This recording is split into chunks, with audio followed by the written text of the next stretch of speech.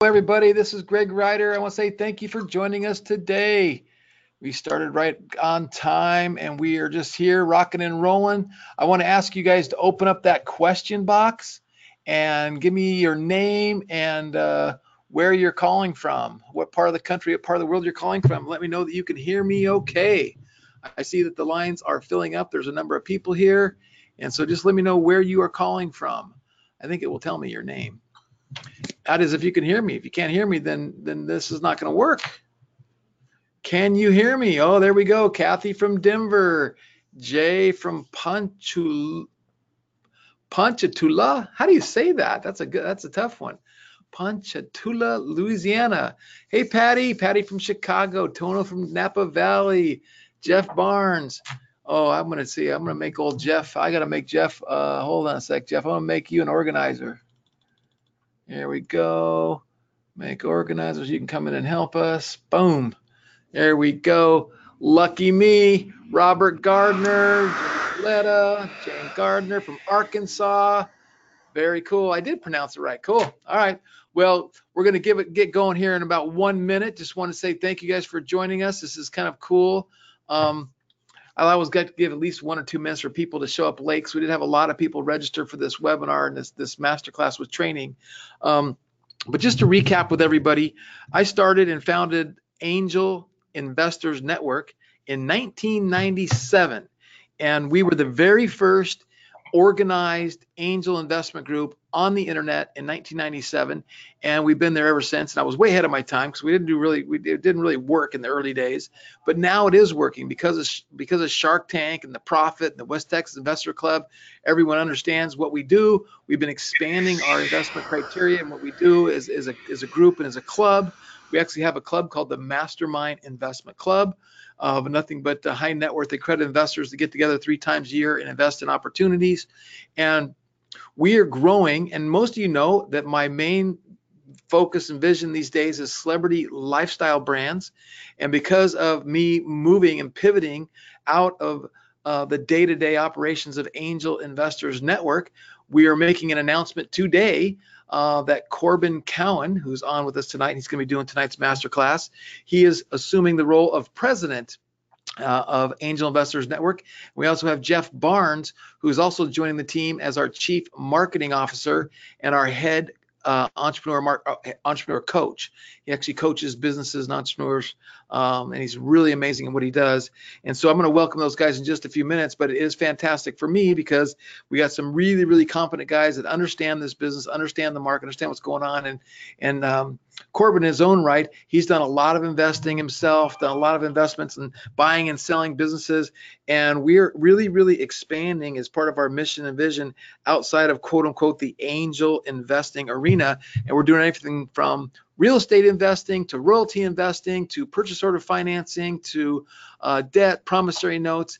And we really want to talk about that tonight because it's a little known investment vehicle that can yield double-digit returns.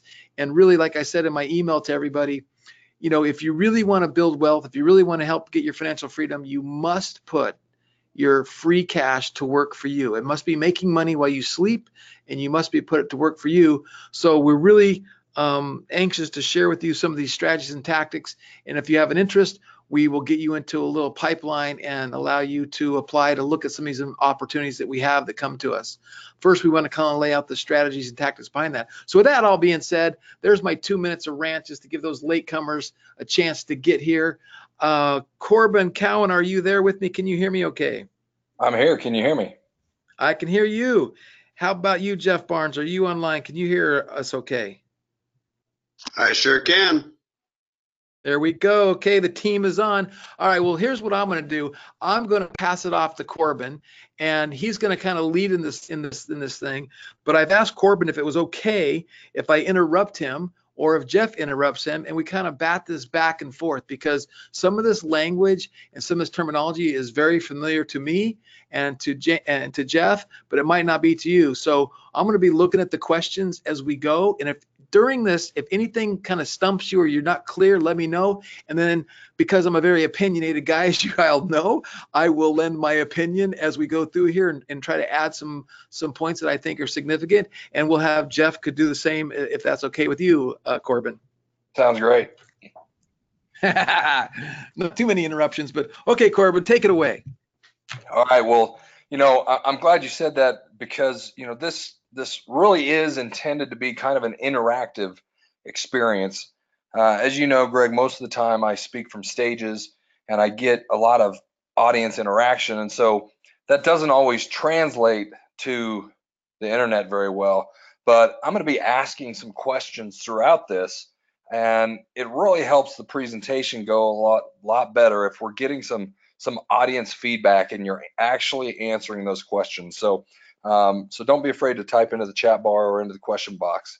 But I'm really honored to be on here. I'm really grateful for the opportunity, Greg, that you've given me to come on as president, and I'm really excited to be working with Jeff Barnes and all the skills that he brings to the table. And I think that we're really just at the beginning stages of something extremely fun and extremely great with Angel Investors Network and the Mastermind Investment Club. So tonight, I wanted to share a little bit about something that I've been working on for many years, that I'm bringing to the Angel Investment Network as an opportunity. And that is, how to create consistent double-digit returns for your entire lifetime without investing a single penny in the stock market. Now, let's see here. There we go. So, without the market volatility, or the headaches of being a landlord in the real estate business. Now, don't get me wrong. I love the stock market and I love real estate, but with the stock market and real estate, there comes some things some challenges and things that I didn't want to overcome. And one of those things was the consistent volatility of the market. So we're going to talk a little bit about, how we can avoid that. So a little bit about what you're going to learn. We're going to talk about how you can diversify your portfolio and hedge against market volatility. And I'm actually going to talk a little bit about how utilizing this strategy has the potential to give you the ability to enhance your returns with your market-based investments. We'll talk a little bit about how that works. We're going to talk about how to make even your advisor jealous, and how you're going to get double-digit returns consistently and predictably, hopefully for the rest of your life. We're going to talk about the strategy that the pros use that dramatically lowers your risk and takes protection of your money to an entirely new level. And then we're going to talk a little bit about a case study, how you can benefit from a $9.29 million challenge. We're going to talk a little bit about that. That's really exciting. That's at the end, so stick around. Plus, we're going to talk about how over the past several years, we've completely systematized this whole process. One of the challenges with real estate is that, it's very labor intensive.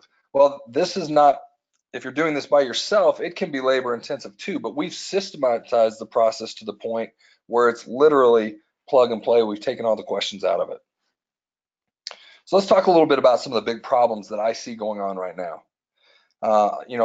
Depending on where the market is, this changes, right? But right now, the big problem that I see is that, government risk is real. Returns in the market are inconsistent. Even though they've been great lately, they're inconsistent, right? We've recently just had a little bit of a pullback in the market the last week or two, but granted, we've had a great run in the last year and a half since the elections. However, dividend yields, if you look at creating cash flow off of your stock market portfolio, are okay or mediocre at best. And on top of that, advisor fees completely erode your returns, and those fees are things that you can't get back. And trust me, I know all about fees because I'm really a recovering financial advisor. But then we talk about the volatility, and the volatility, if you're not strategic in how you invest in the stock market can be the big killer. And I'm going to go through kind of a case study that shows an example of how volatility can kill your overall return. So, the other big problem with the stock market is, try going to Walmart or your local grocery store and see if they'll accept your Microsoft certificate from the stock that you hold in Microsoft. It doesn't happen, right? So traditional advisors, of which I used to be one, they only use the market. They're only allowed to use the market, and they're not even allowed to short the market most of the time. And they're definitely not allowed to encourage their clients to invest in these types of deals. And I'm going to talk a little bit about how that right there led me to leaving the financial industry and going off on my own. So as a result of these constraints really that are put on advisors, because it's not like they don't want to do what's best for their clients, it's that the institutions that they work for put these rules in place that make it so that they can't invest their clients' money in these types of assets. So as a result, all the regulations kill opportunities. Absolutely, right? So what's the result of all those regulations is that these portfolios are built and designed for the benefit of the financial institution. And how does the financial institution make money, Greg? Loaning They money. make money off of the fees of you leaving your money in those accounts, right? Right. So as a result, they design the portfolios to be buy and hold strategies, even if they're, managing your portfolio properly. They definitely don't want you to begin to withdraw from that stock account, right? So it becomes this massive problem, especially for those that are in retirement that need cash flow. And like I said, what do you have to do in order to create cash flow out of your portfolio? You've got to liquidate shares. And I'm going to go more into this later, but that creates a huge problem if the market dips at all, right? When the market's going up and up and up, like it has over the last, 15, 18 months, it's not nearly as noticeable when you have to sell some stock in order to, get your monthly check from your IRA or whatever. But believe me, it can have a devastating effect to your portfolio and your overall long-term cash flow if you have to sell during a market correction. So this is kind of the interactive portion. I want to know from those who are on the in our audience right now if any of these statements describe you. You're making money in the market, but it doesn't fuel your lifestyle because it's a buy and hold investment. So if that describes you, I want you to type in the chat bar yes or no. Okay, I'll let you know what I see as they come through. Okay. There's the yes. I see one yes, one no, another yes, another no. Yes, no. 50-50 so far. All right, 50-50. So how about you like the gains that you're seeing right now, but you're waiting for the other foot to drop, but you're afraid to pull your money out because you might lose out on more gains, right? This is the bull market conundrum, right? My money's gone up 25, 30% over the last year. Oh, but I think it's going to go up a little bit more, so I'm going to wait just a little longer. And this vicious cycle happens in the minds of investors over and over and over again. And as you know a what? matter of fact, And you know what? Let me add on that real quick, because because of what we do with some of the financial people that we work with, you got the Warren Buffett. I love studying and following Warren Buffett, but then you got the Klugmans of the world, and you got the Peter Schiffs of the world, and all these money managers, and one guy saying one thing. It's just like the Republicans and Democrats. You got one guy saying one thing, take your money out, get it all in cash. The other one saying, no, you're okay. And then you got the third group going, put it in gold, put it in silver, and you just get so confused as an investor sometimes. You just go, I don't know what to do. Absolutely. And you know, I was taught some philosophies when I first got into the business, right? And at the time, I was being taught that the market is bad and you know, annuities are bad and all these things were bad investments, right? And so I was full of gusto and I was young and thought I knew everything. And so I would tell my clients, these things are terrible. These are not good investments, right? But what I've realized as I've gotten older and I've seen kind of a full cycle of a recession and the growth of the market and the tanking of the market and the growth of the market is that in the right situation, all those things can be good investments if they're structured right and they're implemented right within a person's within a person's overall strategy. And so where I used to say, don't ever invest in the stock market, I want you to still invest in the stock market. Now I'm in the position where I raise money in public markets, right? And so if I've got to have people that invest in the markets, otherwise I won't be able to raise any capital for these businesses that we run. So I just want to make sure that everybody takes that into context just a little bit. All right, so here we go. So you're in this vicious cycle, and how many of you are tired of advisors just telling you to park your money and pray that things keep going up? Anybody got that going on? Say yes.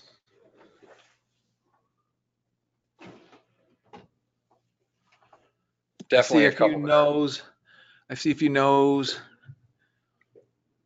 I have a financial advisor and I don't even talk to him anymore because I get so upset with I just let them do their thing. But I look at my reports and I'm like, I should be making more money. The market's up 30%. I'm only up 15. Why is that? Right. So wouldn't it be nice if your investments created consistent, reliable cash flow to support your lifestyle, could support your retirement without stock market volatility, could pay for your kids' college or weddings or whatever you needed to, or just give you peace of mind that you won't lose everything because of some poorly timed recession or worse, right? And I want to add one thing here.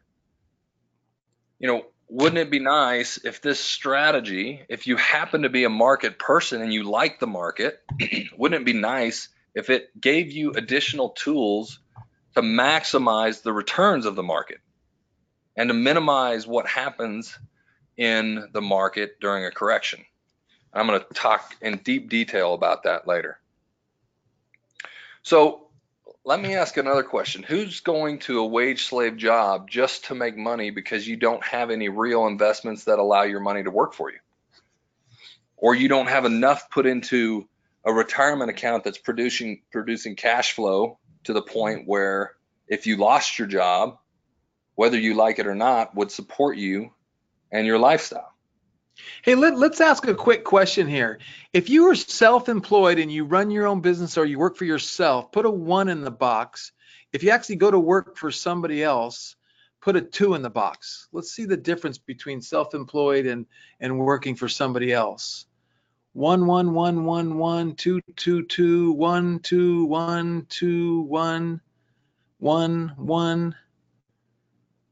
So it looks like we're about 70% self-employed. Oh man, now here's some more 2s are coming in.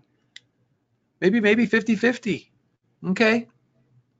So maybe 50-50, maybe a little bit more. So let me talk to the self-employed people for a second, right?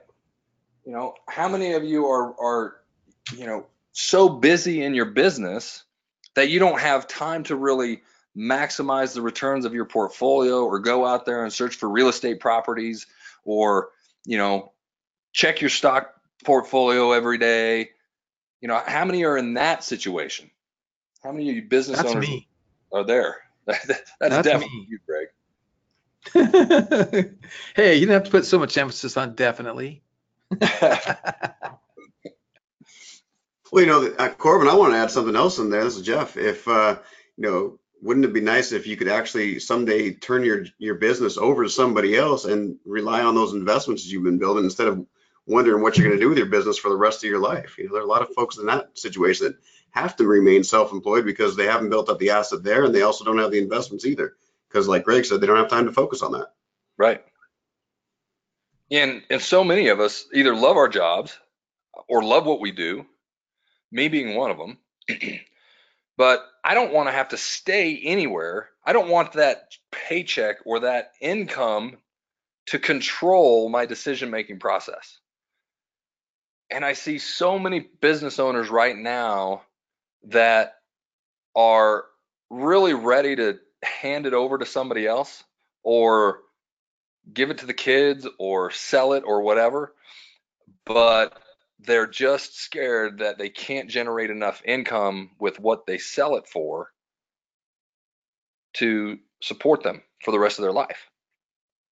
So that's what we want to avoid. We want to get you into a situation where you've got consistent cash flow coming in to the point where you truly feel financially independent.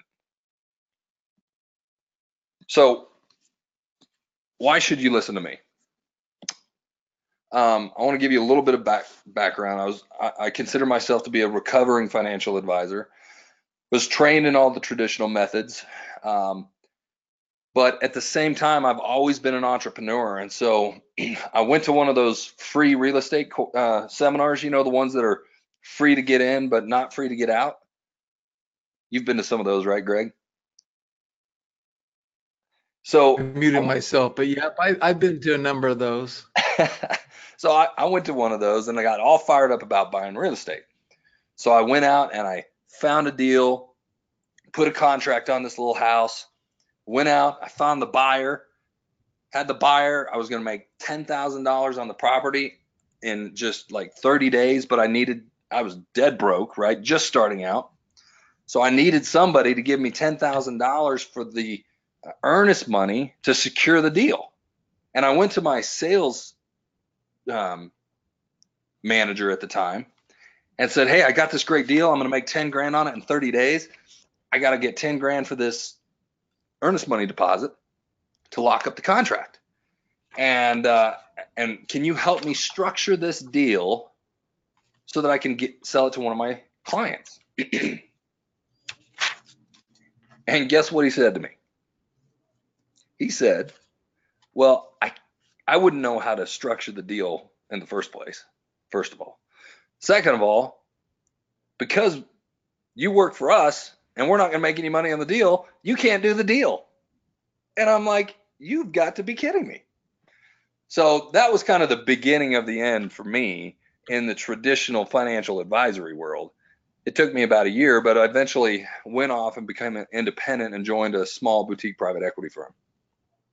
So I learned really early on that all these products and things that are created by the financial industry are geared toward collecting assets under management so that the advisors can make money and so that the institutions can make money.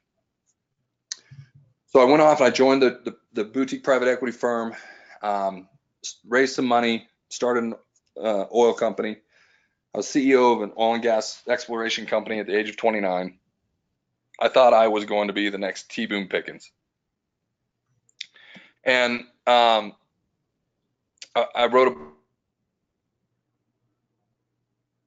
recognized in Inc. magazine as one of the premier experts in the country for my work in alternative investments. But before I wrote the book, and Inc. magazine was the oil business, right? I thought I was going to be the next T. Boone Pickens. This is actually a picture of the first well that I drilled, and that's natural gas being flared out, and we just hit the pay, and I thought I was gonna, go to the moon when this happened. So when I started the oil company, I raised a bunch of money. One of my clients flew me down to Oklahoma in a private plane, and I did quite well. Oil was going from 80 to 90, 100, 120, 130, $147 a barrel. And it was $145 a barrel. I just borrowed a bunch of money against my reserves. I had tied all my income to oil production. So as I was drilling these wells, I would just, instead of getting a salary, I would take a percentage of the well, and the well would produce and it would pay me, right? And that's how I had my income set up. So when it's going from 80 to 90 to 100, 120, my income's rising, and I'm thinking, man, I'm going to be buying one of these planes pretty soon.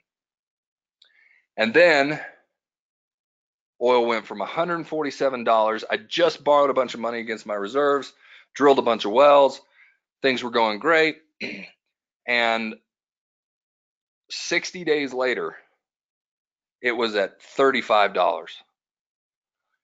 And when I borrowed the money from the bank against my oil reserves and my income, they failed to mention to me that if the price of oil drops, they get to call me back and ask for some of their money. So I get this call from the bank, and they said, you know, we valued your collateral based off of $140 oil.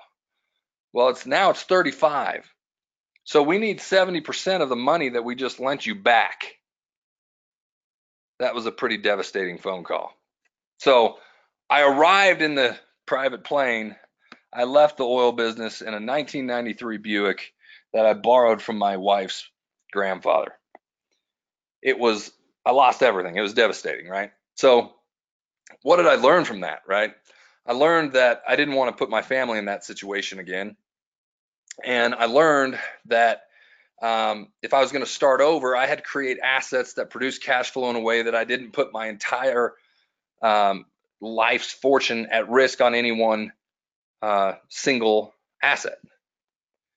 So I kind of set out on a mission to create a system that I could control that would put me in a position to not only create cash flow for myself and my family, but one that I could offer to everyday hardworking families, a lot of which had just gone through similar situations. Remember, this is 2008, 2009, right? So it wasn't just the oil market that crashed, but right after the oil market crashed, the stock market crashed, the real estate market crashed, and we were in the Great Recession. So I had to create something that would survive those types of events. So I surrounded myself with mentors and experts, former CEOs, executives, consultants. Through this process, Greg and I met, and I got connected with the Angel Investors Network. And I invested about $1.63 million exactly, right? $1.6 million in building the infrastructure that would provide me the deal flow. I have a due diligence process. We had to have advisors and attorneys, and literally an army of expertise behind me, and in order to be able to create this consistent lifetime worth of cash flow investment opportunities. So some of those individuals have been in major businesses. Some of the individuals that you see on the screen now, you might recognize. Jason Myers on the left was a chief operating officer of AT&T Wireless.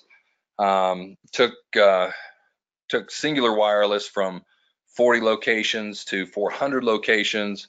Got a big golden parachute when Singular was bought out by AT&T. Jerry Stetner is one of the executives on the team. Ran a multi-billion-dollar market for Eckerd Drug. Michael Fugler, there with Steve Forbes, has raised billions of dollars in capital. And then, of course, Greg, I don't even want to know how many deals you've done in the last 25 years.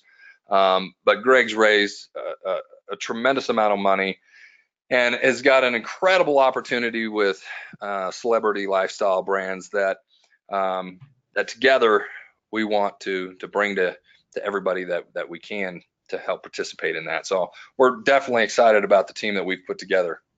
Here's just a couple more of the people that we connected with. So the end result of all of that, this is 5-6 years worth of work, over $1 million invested to the point to create this system.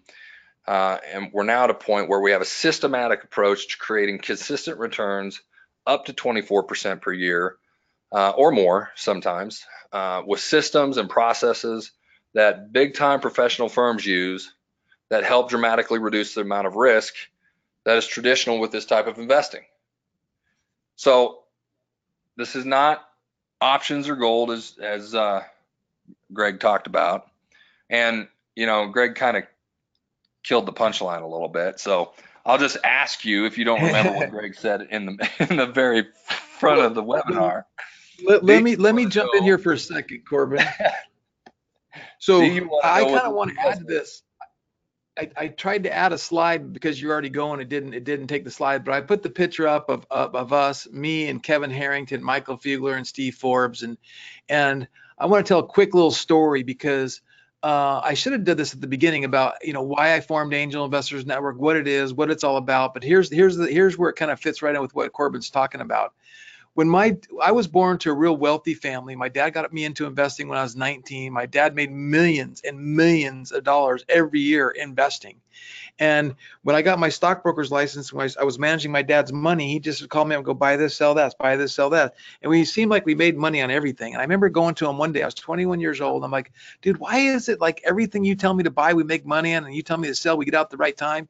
And it's like he said, well, he's in what he goes, I'm in the good old boy network.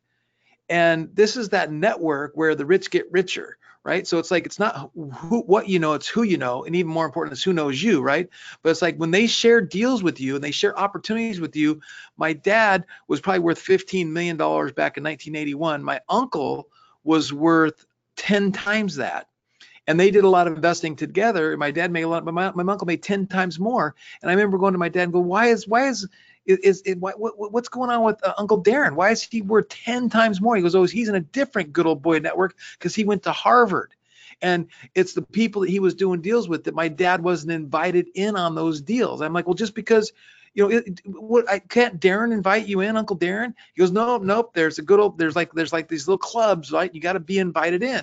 So the Angel Investors Network is my and Corbin's and Jeff's and Ed and all my partners and Kevin Harrington and Bernal. This is our good old boy network because we see a ton of deals, thousands of deals between Kevin, Burton, myself, and Corbin.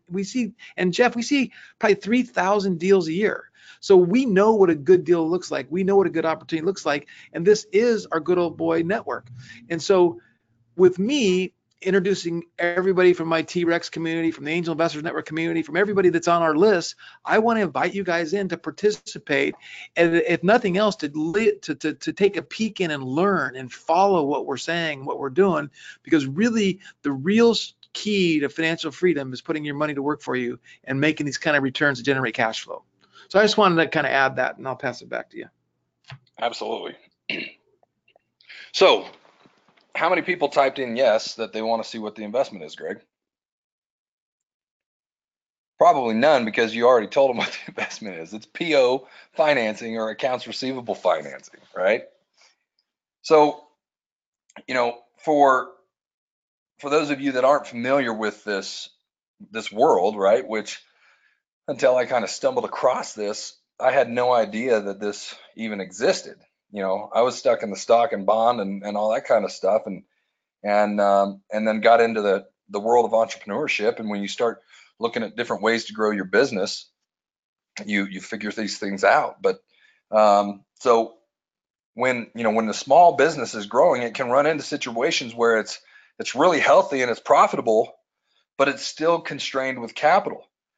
And so I'm going to use a manufacturing business as an example to talk about why in the world would somebody pay 24% on the money to grow their business, and why this is really a no-brainer. So customer comes to the small business owner and says, I would like you to make me 100,000 widgets, and when you're done making those widgets, I will pay you $3 a piece. And I use this example because when I took over the plastics company and got involved in that turnaround, this was exactly the situation that I encountered. Customer came to me, they wanted 100,000 parts, they would pay $3 a piece for them. So I said, awesome, that's 300,000 in revenue. But wait, I'm turning around this business, I need all the raw material. I've tapped out, the business that I inherited has tapped out its credit lines. I can't even get the material ahead of time to make these widgets. So what do? I need to go out there and find the capital. So for me, the margin in this product, is about 200%, right? So if I can find the capital to get the material, I can make them, and the cost for me is going to be about 100 grand. So access to capital for small business is difficult. So you can see that in this situation, $100,000 turns into $300,000, right? So a great opportunity for the manufacturing company to produce revenue and profits. So PO financing became a very attractive opportunity. I had a purchase order from a very highly reputable company that said that they were willing to buy these from me if I could make them. So this is a major industry with major players that are providing this type of financing to companies all over the country, right? So when I talk about getting up to 24% return on your money, a lot of the time I get the disbelief, right? Come on, you can't do that. Nobody's going to pay that kind of money, and so on and so forth, right? You ever hear that kind of thing, Greg? Muted myself. Yep, all the time. Too good to be true. I better stop asking you questions. Pay attention, Greg. Come on. I'm here. I just muted myself. So this is actually a major business, right? So everybody can do this on your own after the webinar. Just go to the internet and type in purchase order financing. So that's what I did. I took a screenshot of this. We've got Fundbox. We've got interstatecapital.com. We've got, factoringbuyerszone.com, Cabbage. There's literally hundreds of capital providers that are providing this. And so it's this cycle of, the small business has the accounts receivable, the business owner sells those accounts receivable in a lot of cases to these Fundbox investors, and then the investor receives payments back with interest. And I've created a little situation here that streamlines this process. So, you can see that this is a massive amount of demand for this financing, and you could literally go out there and do it yourself. However, we only provide this type of opportunity to companies that Angel Investors Network and myself and our team own, control, or have board seats or have some sort of visibility into the business. And that's what the professionals really do. So these big companies, they just play the numbers, right? So they loan it to anybody that qualifies and has the accounts receivable, and they basically bank on the fact that they're going to lose so much of it and they're going to make huge money on the rest of it. That is not our approach, right? We are very much a target approach, and this is where that $9.29 million opportunity comes in that we're going to talk about a little bit later. So I want to talk, the big problem continued, right? We talked about the fact that traditional financial advisors use the market and they're not even allowed to short the market. We talked about the fact that portfolios produce little cash flow, and that even though I'm not against the stock market, in order to create cash flow out of your stock market portfolio, you got to liquidate stocks, and that can become a serious situation. So I want to dig a little bit deeper into that specific situation. So what happens in a situation where the market tanks, but you still have to create cash flow? So hey, before you go on, Corbin, let's do a quick little poll. So how many people, if you've heard of purchase order financing, and there's also prom notes is kind of a similar situation we'll talk about, or accounts receivable financing or factoring, put a yes in the question box. Let us know that you've heard about that before. And I see a lot of yeses. And then let me ask you this question. So if now you've heard of it before, but do you really put a 5 in the box if I understand exactly how it works, or maybe you're learning some stuff. If you're learning some stuff, put a 1. If you already knew this and you totally understood it, put a 5. I see a 1, I see a 5, I see a 3, I see a 5, I see 1, 1, 1, 1, 1, 1, 1, 1, 1, 1, 1, 1, 1, 1, 1. Okay, very cool. So I'm just trying to get a feeling on, the knowledge out there, because it is all over the board. And this is the kind of stuff that when you learn how to do this and you get in the good old boy network, so to speak, and you put your money to work for you, and then you let it compound itself, it really changes your wealth. Okay, back to you. All right. So I took a snapshot, and when I this slide's a little bit old, so you'll have to forgive me, but I've been using it for the last couple of years. When I took the snapshot, this was I think it was 2015 to 2005. So 2005 to 2015, the S&P 500. Okay, and so the point that I want to illustrate here is the gains in the S&P. Okay, there's good years, 15%, 5%, 15%, 27% gain, 32% gain, 14% gain, and really, whoa. Wrong way. Page up or page, there you go. There we go. So there's really only one bad year in this entire, I said there's really only one negative year in this situation, right? So here you got 100,000 that ultimately grows to 202,000. It's not that bad of a return over 10 years, right? Your money doubled. I would say that people would probably be happy with that, right? So that's not a bad situation. So, but what if it was just consistent? The consistent gain of 12% per year, which is because that's kind of the bottom of our program, right? The cheaper money is in the 12% range. That 12% consistent gain year over year grew to 310,000. So that consistency outweighed that volatility of the market by a little over $100,000. Okay. But what happens in a situation where you have to have cash flow off of your portfolio? So in this illustration, I illustrated taking $12,000 per year off of your investment portfolio and comparing it from one account to the other, right? So you invest 100,000, you get the 12%. Your money makes $12,000 in a year. You take the 12,000 out, you're still at your $100,000 in principal, right? Pretty simple, right? What happens in that market scenario? First year, your $100,000 gets about $15,740 worth of gain. Obviously, that 16% was rounded up. So your account balance is $115,740. You're winning, right? You take the 12,000 out, you've got an extra $3,000. That's fantastic. The next year, however, it only went up 5%, but you needed the same $12,000. So your account value dropped, and now you're at $97,000.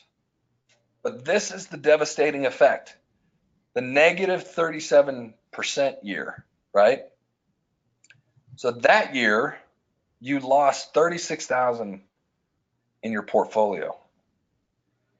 Your account value dropped to 61,000, but again, you're retired. You need that same $12,000. So this is where your withdrawals start to cannibalize your stock market performance.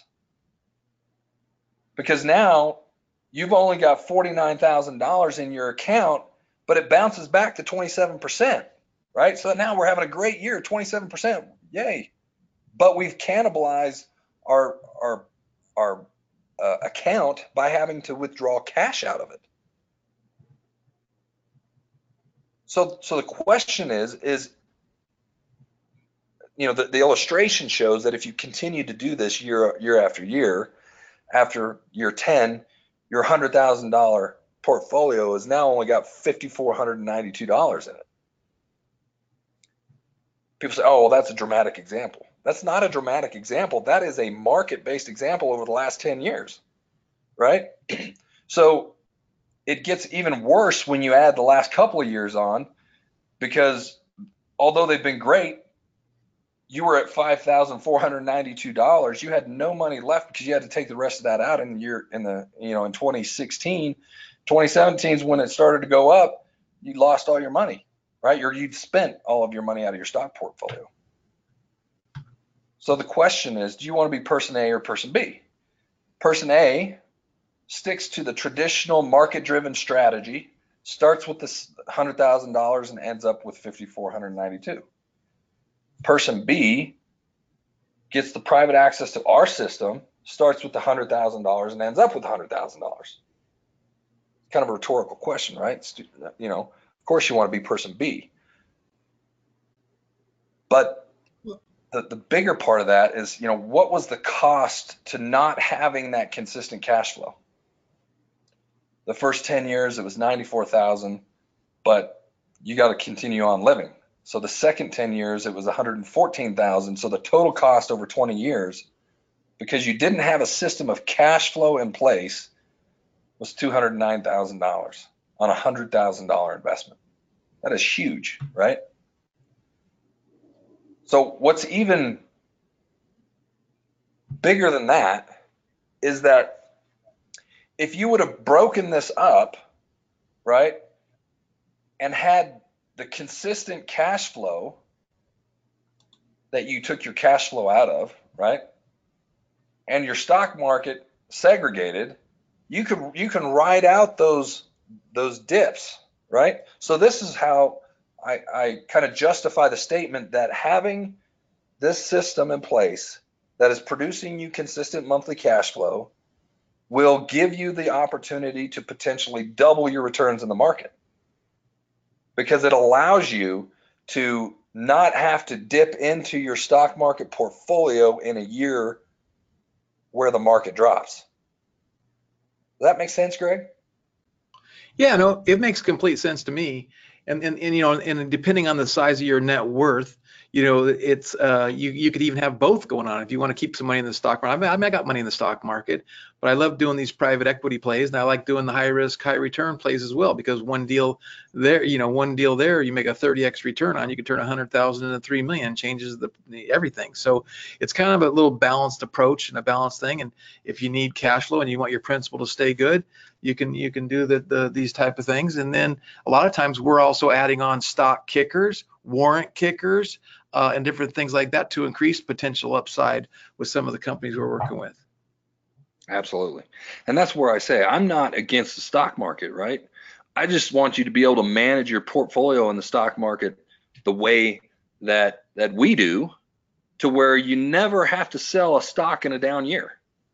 You can always ride it out. You can always wait for that upswing, because it always comes, right? We've, you know, yet to see the market go down to where it was gone, right? So we know that it's going to create volatility, and it will, by having a system of cash flow, you're going to be able to maximize that portfolio return. So here's how we're going to solve the big problem, so that you can, you know, maximize your portfolio cash flow, minimize the amount of cash coming from the market portfolio, thereby maximizing the overall long-term return, reduce the financial stress and anxiety, because every single client that I've put into this system over the last 4 or 5 years has told me that it has reduced the anxiety that they feel about the market in the good years and the bad years. And of course, what we all want, right, is to live and feel and achieve financial freedom. So what's next? We want to give you the opportunity to get involved in some of these types of these types of investments. We don't have any particular investment available today, right? This isn't a solicitation. We just want to make sure that you're a good fit. This program is not for everybody. We want to give you the opportunity to get to know us a little bit more, to talk a little bit about your individual situation. Because we only allow this type of investment to be made within companies that we own and control, we have limited access of the amount of these that we can offer.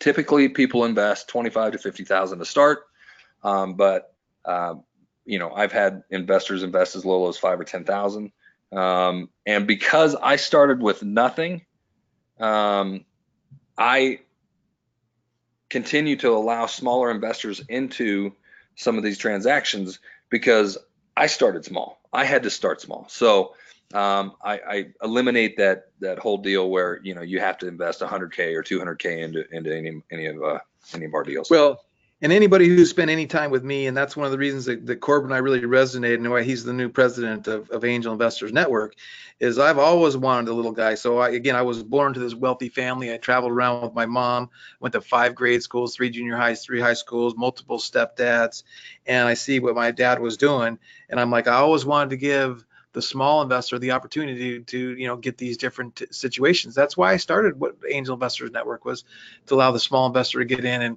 avoid the vulture capitalists and that kind of stuff. So I think it is cool to get people in, and even started with $5,000. You don't have a lot of money, maybe it's in your IRA, maybe it's not, whatever that is, but it does give you a chance to kind of get things started and start learning. And really the knowledge and the experience you get by paying attention to this kind of stuff and being involved is also worth its weight in gold. So you don't have any money to invest right now. The fact that you're on this webinar and you're learning this concept and this philosophy, it could change you someday when you have the money, right? Because it's really about doing this, really about compounding your investments. Absolutely. And so one of the reasons why we decided to launch this webinar now was that we just closed on another company that we'll talk a little bit about.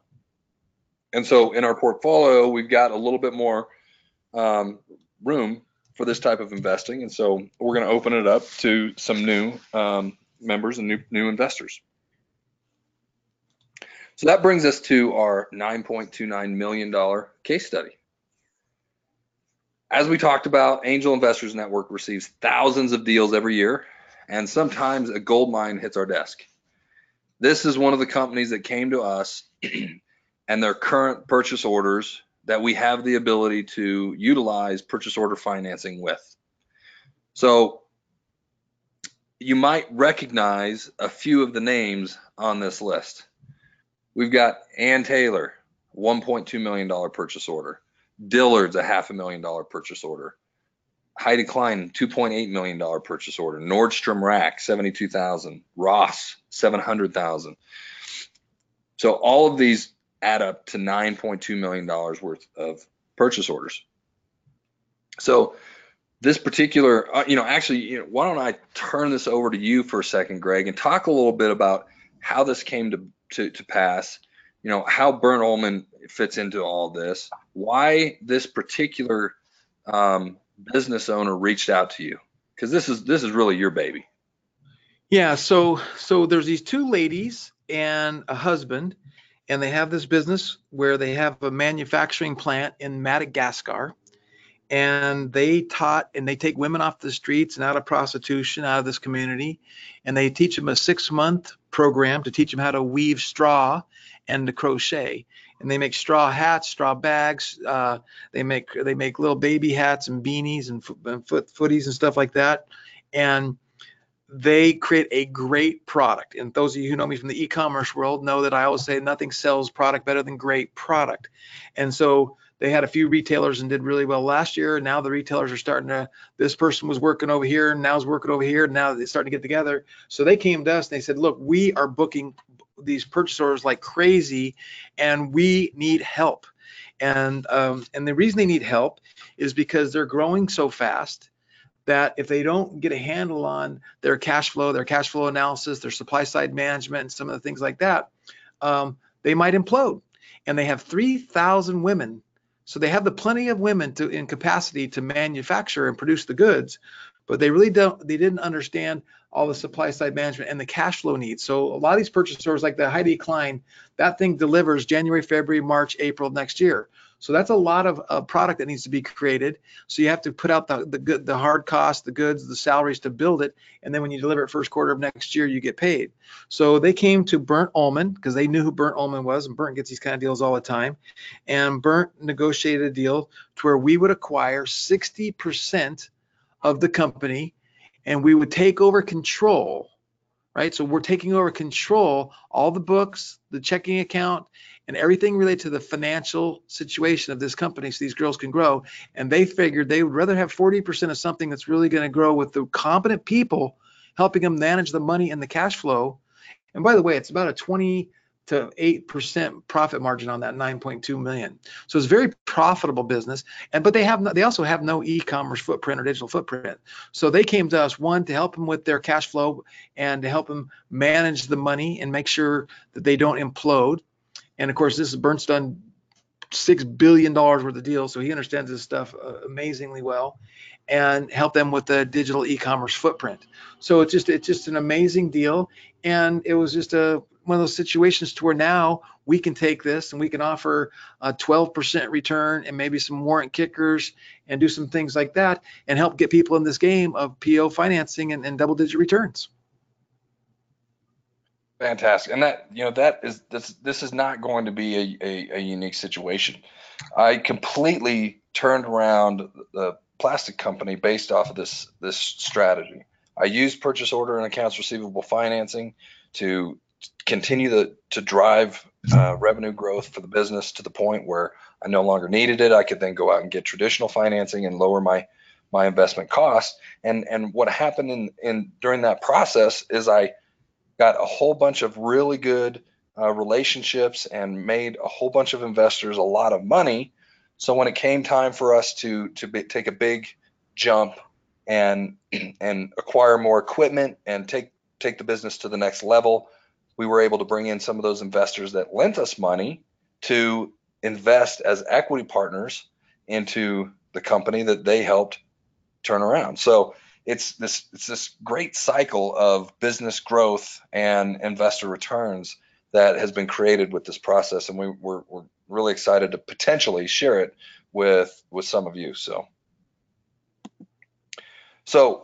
you have a choice. You can work with professionals and bypass the learning curve. We source, find, review, vet all of the deals that come our way. We have the entire system from profiting from these types of investments. Plus, we've got the brand expertise, and we've got the business expertise behind us with Bernt Ullman and Kevin Harrington and Greg Ryder and all these people that know how to grow businesses to make sure that we're going to have success. That being said, you're absolutely welcome to take this strategy, take these ideas, and go out and start to implement this process on your own. You can't unlearn this information. Now that you have it, you can definitely be empowered to go out and make money with it. And you can do nothing and keep rolling the dice. I guess that's just not a very good strategy. So if you're ready to get started, if you want to talk further with us about how you can get involved with us here, I'm going to put a link in the text chat for a short application form. And really, it's an indication of interest to where you can click on that link and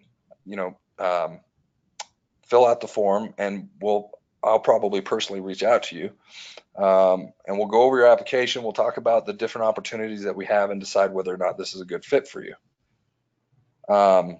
If it is a good fit, then I'll personally reach out and talk about the next steps and show you what the process is to get involved. So this is what I'm going to put in the chat box. www. I just put it there. All right. Greg's one step ahead of me. angelnetwork.com/PO. So if you click on that link or go to that site, you'll be able to fill out a short form. And we will be getting in touch to schedule the time to talk a little bit further about this strategy. So be sure to visit that link now.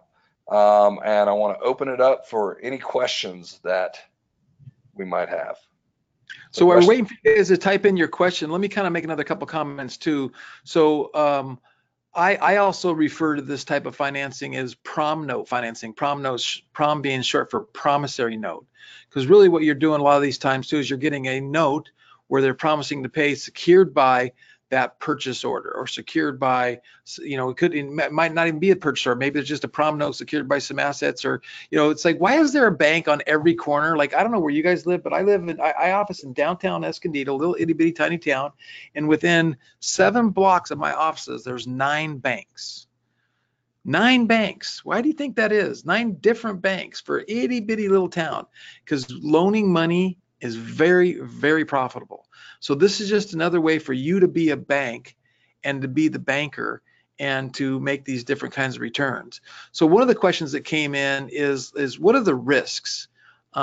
And like anything else, we're always trying to mitigate risks and lower the risks and put things in place. Like Corbin has alluded to, we get on the board of advisors, and like in the situation with the Strong Company, we're actually taking over the checking account. I'm going to open up the checking account. All the money will roll through a checking account that I sign off on and Bernd signs off on, and we're getting involved in every purchase order and all of the supply side management to do everything we can in our nature, in our power, to protect those type of things. Now, with that being said, there's risks in anything and everything. There's no 100% guarantee, and please don't let this think that we're trying to say that everything is a guarantee, but we try to do our best. Well, don't we try to do it? We do our best.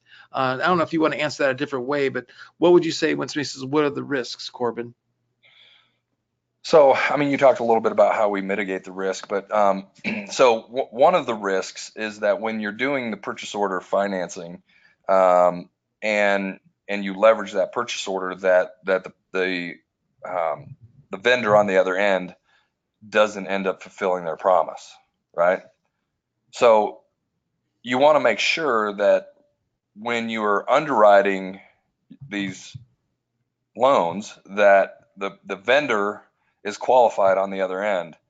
And so that's a process that we take on in our system, that if you're going to do this on your own, that is the most important part of the process. It's not whether or not the business owner is qualified to pay. It's whether or not the business owner's vendor is qualified to pay, right? Because ultimately that's your leverage. That's your collateral. And so as you saw in the last screen, those vendors were obviously really strong. Nordstrom's, Ann Taylor, Ross, right? These are companies they're not going out of business tomorrow, right? So that dramatically lowers the risk dealing with those type of vendors. When I was dealing with the plastics companies, they were much smaller vendors, but I had a long history of statistics about how many vendor accounts went bad in that industry, and it was only about 3% of all of the purchase orders and accounts receivable end up not paying in that particular industry. So it was a very consistent and predictable pathway to understand that as long as you're pretty confident in the vendor, that you were going to get paid. So that's really, with this particular type of thing, type of investing, the biggest risk is that the account receivable doesn't end up paying. So some of the other things that we've done to mitigate that risk is that we put a block of purchase orders together. So there might be 3 or 4 or 5 different purchase orders in one deal, and then we have diversification over those purchase orders. So if one of them doesn't pay, our client, the business owner, has an opportunity to replace it with another one, or to just pay it off. Also, if one of them doesn't pay, you still have 4 or 5 of the other ones that will pay, that protect the downside.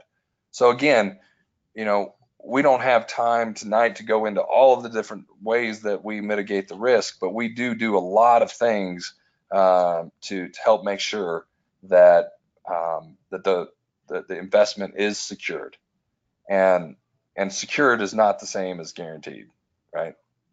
Yeah, and along those lines, usually most of the time we have our own money and our own human capital in. Like on that deal that we pointed out with all the 9.2 million, we've already made an investment. We've already put some money up, so we're putting our money in it as well. And so we're pretty confident in what we're doing. Now Sue's asking, what does it look like for international people? And Sue, it's a good question. You're going to pay more taxes out there in Canada, because I think you're at the 50% rate over there. I'm not sure if that goes true for capital gains and investments, but it really doesn't really matter. You're just investing from your bank account or wherever you got your money from into a vehicle that's going to give you a return. So other than how you handle your taxes and the reporting of that, being an international investor there's no concern whatsoever. It's no big deal. Oh, Australia. Oh, I was thinking you were in Canada for some reason. Okay, same thing though. It should be no problem with Australia, except for our exchange rate's better over here. So if you make more money over here, that's probably good for you over there, right? Oh, How and about Renee says she's on a sliding scale in Canada. Yes, sir, she says. Okay, so then Phil says, can the customers cancel the POs with no restocking fee?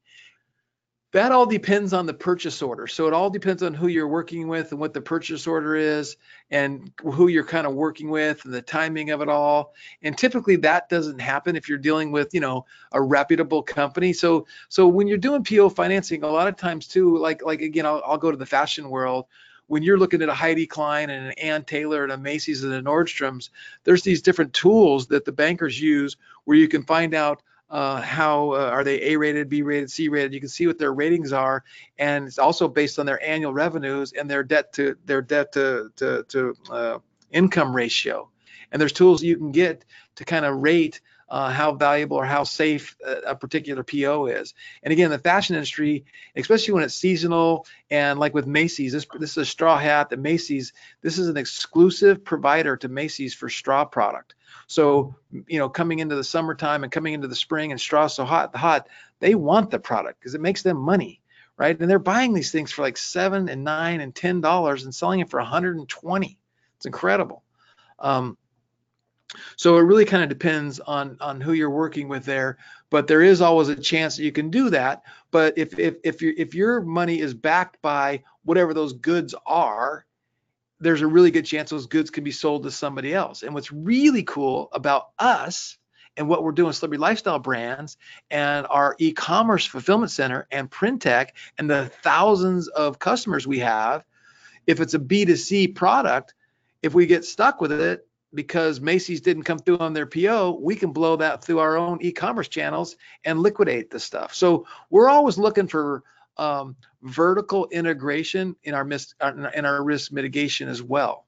So, and the same thing kind of with Corbin in his plastics manufacturing. They manufacture a lot of products that are B2C, that are going on QVC or Home Shopping Network or some beach toy set. And there's always a possibility that our e-commerce network and our sellers network could help move products through the network. So it's pretty interesting what we have going on here, which is very, very unique in our industry. Absolutely. I get this question a lot. Can we use self-directed IRA money? And absolutely, this is a strategy that is perfect for self-directed IRAs, and one that I use on a regular basis with a lot of my clients. Yeah, and Jason makes a comment. I'm going to go ahead and verbalize your comment, Jason, because I think it's worth hearing. He said in that one case, the vendors have to be retail, and with retail crashing and taking them, Sears and J.C. Penney's and all these different companies really going down and having a hard time. Is there a lot more risk there with the growth of e-commerce? Of course, that's something we look at. It's something you look at who the retailers are, and like I said, like you said, I may have just answered your question, but yeah, we look at all that stuff, and you look at like Heidi Klein is a European retailer, and they're pretty strong in Europe, but they don't really have much of a presence over here. So it's kind of all relative, and then it kind of comes back to your cost of goods and your profit margins. So again, with our straw company, we're looking at 6 and 7 and 8 times markup from cost of goods to retail. And same thing with Corbin's plastics manufacturing company. They make these products for pennies on the dollars and sell them. And his example earlier, where they said, okay, I got a $300,000 PO and it cost me $100,000 to make it. That was a very conservative example, because a lot of times you have more markups in that plastics, correct?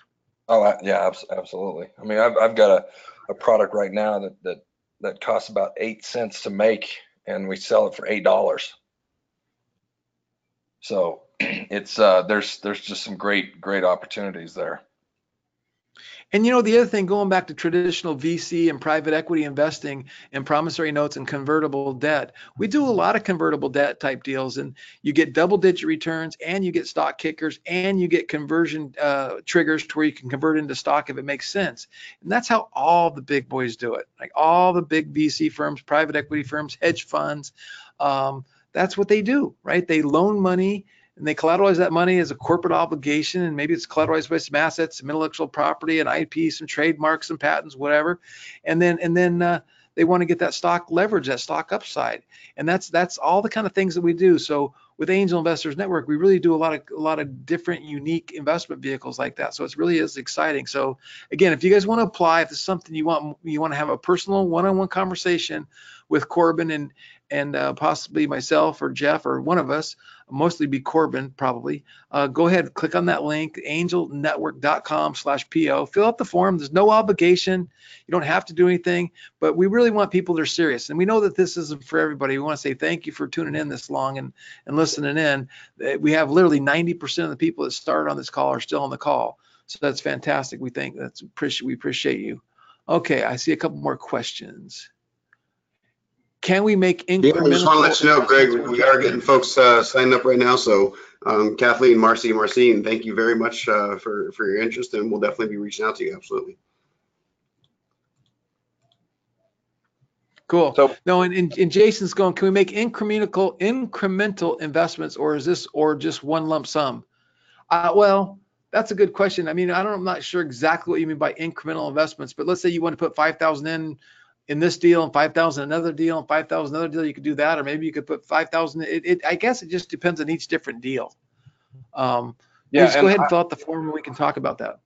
Yeah, and I'll take that a little bit further. A lot of times, I've got a case study document that I can share with a lot of people that express interest that shows kind of the life cycle of a client, right? Where, hey, I want to start with $5,000 because I want to see if this is for real, and then I get a couple checks, and all of a sudden I've got $25,000, and I get some more checks, and I just found another $50,000, and and so literally that happens to me all the time, and that's the kind of incremental investing that we like to see anyway.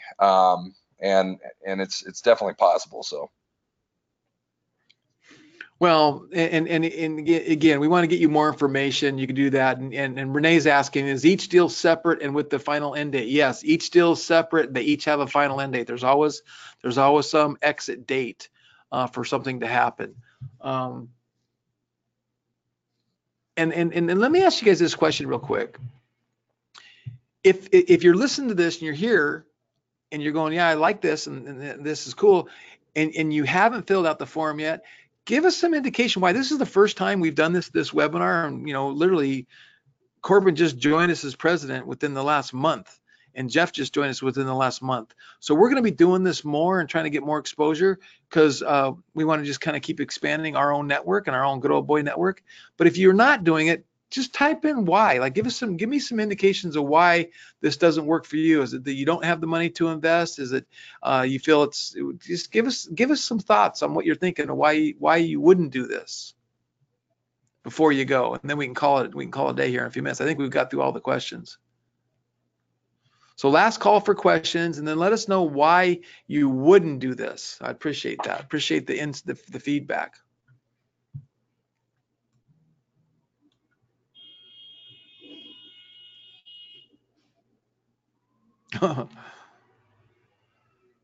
Nolan has a good one.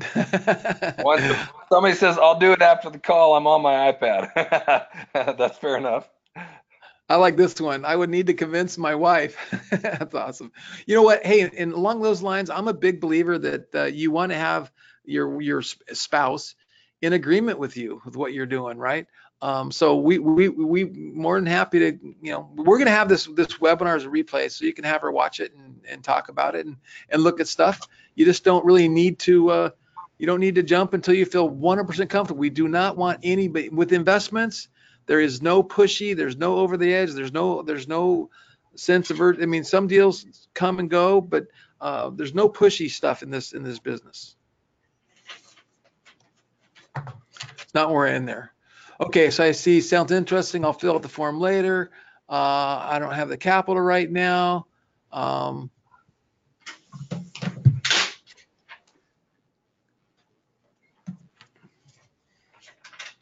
Yeah, somebody says, Alonzo said, I mentioned earlier, well, this was a while back, investing in celebrity lifestyle brands was as low as $1,000. Alonzo, I'm not sure where you remember. We've never let anyone invest for $1,000. The laws only allow us to have 35 non-accredited investors. And so our minimum investment in celebrity lifestyle brands has been $100,000. So maybe you missed a couple zeros there. How often are you able to roll over to another deal? If you want to make the return on a constant basis, do you have that kind of deal flow? Yeah, we do have that kind of deal flow. So we have a lot of deal flow. Matter of fact, I'll publicly announce today. So we have another a consumer-oriented good called the Pop-Up Pet Door. She's at the Super Zoo trade show, and she's in Las Vegas. It just ended today. It's one of our clients, and we acquired 50% of the company, and we're doing all the e-commerce management for them. And she said, I got interest from Petco, Wayfair, Costco, and 10 or 15 other small vendors, and she feels she's going to come back with a bunch of purchase orders for the Pop-Up Pet Door. Can you imagine that? You get a Pop-Up Pet Door in Petco and Costco and that kind of stuff. So we between all of us, we have constant deal flow, constant. We turn away more deals than we can do, that's for sure. So Renee says, so you'll be presenting us with periodic deals. Yes, we will. As long as you're on our list, we'll be doing that on a regular basis. Well, Greg, maybe this is a good time to mention a little bit more about the Mastermind Investment Club and how they can get access to even more deals like this and even better deals by being part of that. Yeah, go for it. I was trying to tee you up there, buddy. I'll take that one from you, Jeff. I'll take that. There you go. So one of the things that was exciting to me and why I agreed to come on as president is because of the Mastermind Investment Club. And essentially, this concept is something that I've wanted to run with for several years, and that is that it's one thing to invest your money passively in a deal. That's great, and this is a very passive type investment that allows us to do all the work, right? But there's a certain velocity that is created when you get a group of investors together that have an interest in a company. And we can go acquire that company and all put not just our capital at work, but our network and our Rolodex to work on a deal. That's when you start to see that hockey stick growth. And that is what has occurred with me on an individual basis in the plastic company. I got a few investors that wanted to be active. They didn't want to just give me their money. And they've allowed me to be able to do what I do best, while one of them handles, day-to-day operations. One of them's handle the financing side, the books side of it. I'm handling business development, and we're all using our Rolodex to expand the growth of that company. And that's what Mastermind is all about. And so Kevin Harrington, Bert Ullman, Greg, they created this concept about a year ago, and we've got some great members to date, and there's an opportunity for you to, if you're not a member already, to participate in that. And there's some pretty magical stuff happening there. So on your one-on-one call, if you fill out the form, just indicate an interest that you want to learn more about the Mastermind Investment Club, and we'll talk about how you can come out to Vegas and have dinner with Kevin Harrington and Greg and Bert and be part of the group and learn a little bit more. So we're going to be in Vegas on July 15th, following the Freedom Fest investment conference. So that's going to be exciting. Yeah, and I'll add on that just a little bit. So I was the visionary behind this. I remember talking to Kevin. I said, look, we need to start a club. And we were talking about the deal flow and how many deals we get and how we're real good at vetting deals, because we've all done so many deals. I've done over $100 million in financings. I've done over at least 200 investments. Kevin's invested in over 500 companies. Bert's done all kinds of stuff. Corbin's done all kinds of stuff.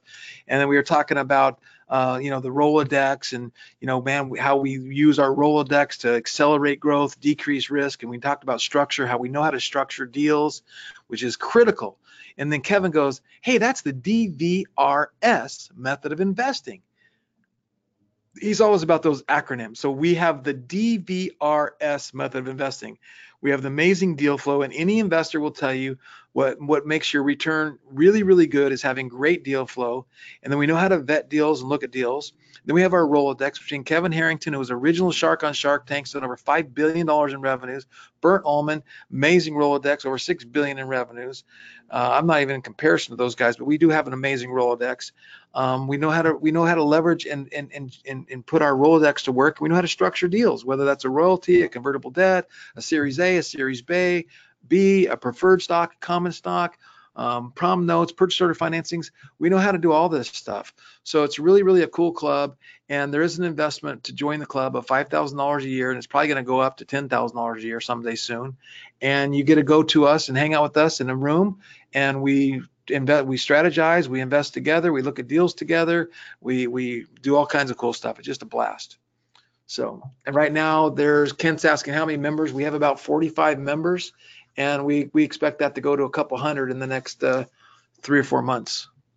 Yeah, we're gonna blow it up. And Renee has a question here. So this is a little like Shark Tank, and I don't think the opportunity right here is necessarily like Shark Tank, but there's a lot like that, right? Where we get these entrepreneurs together that are pitching us opportunities that we don't have any ownership interest in.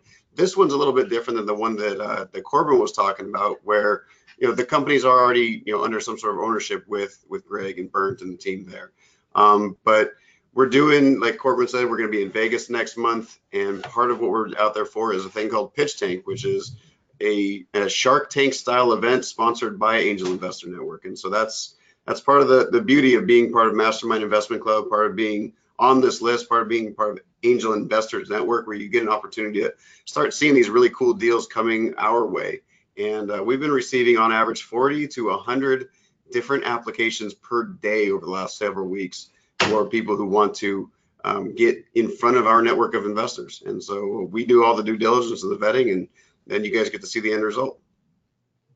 So yeah, and let me clarify this because maybe we confuse people. So Renee's saying, we have to go somewhere to meet to do this. So that's the Mastermind Investment Club. If you want to network, if you want to be in the room with us, and you want to kind of leverage that network and be there with us, that's what the club is about. It's a little bit different. We're going to bring these different opportunities to anybody on our list on a regular basis. And maybe we have a lower level membership for people that just want to invest and put their money to work. So this is kind of a test for us. And like I said, this is our first webinar we've done like this. And the first time I invited our T-Rex and our Celebrity Lifestyle brands and those customers to a call like this. Because, people kind of don't know what I do, and I wanted people to know what we do and make this stuff available to you. So, and you're right, Renee. So in a lot of these situations, it's like we can help find the deals and put some energy and some effort, maybe our own money in the deal, and you also come invest alongside of us or with us, or you just do the PO financing and we put deals together.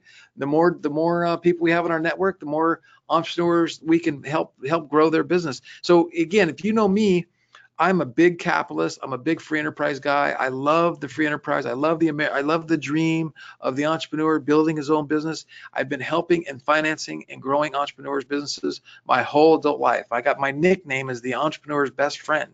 That's what I got. That was my nickname.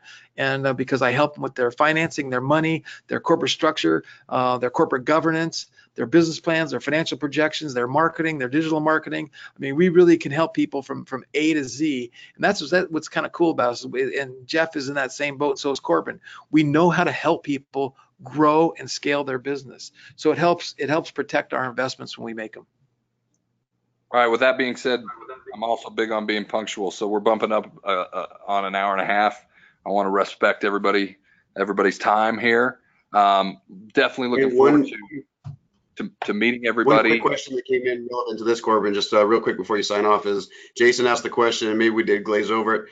How did you come up with the 12% return for the PO financing? So if you can cover that just real quick before you sign off. So each deal is going to be unique, but 12% is a general starting point.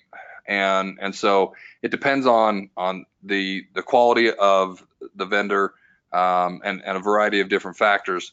But we want to be in a situation where we're giving a benefit to the investor, but we're also giving a benefit to the business owner and the business itself by giving them an opportunity to get it cheaper than what they could out in the open marketplace.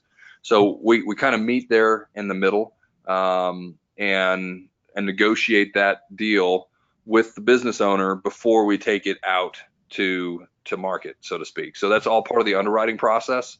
And so, that's why I say 12 to 24%. I mean, I've had deals in the last, 2 to 3 years. Some of them have gone up to 40% returns.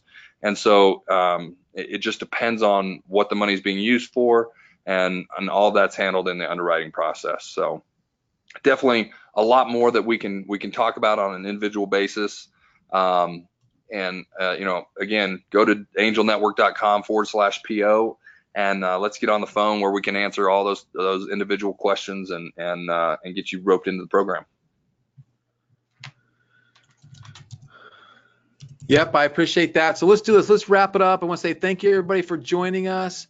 We really appreciate it. Stay tuned on the email list, and we're doing a makeover on the website and all that kind of stuff. So we're going to be communicating via email with the Angel Investors Network side of things. And if you want to get involved and get more information, have that personal one-on-one phone call. No pressure, no high pressure stuff. Just go ahead and fill out the form at angelnetwork.com/PO for purchase order, and Corbin will reach out to you. And until then, you got to do what we do. You got to wake up every day with an attitude of gratitude. Tell somebody you love them. You have a much better day. This is Greg signing off. Any last words, Corbin and Jeff? I love you, man. I love you too, man. Sounds good. Thanks, guys.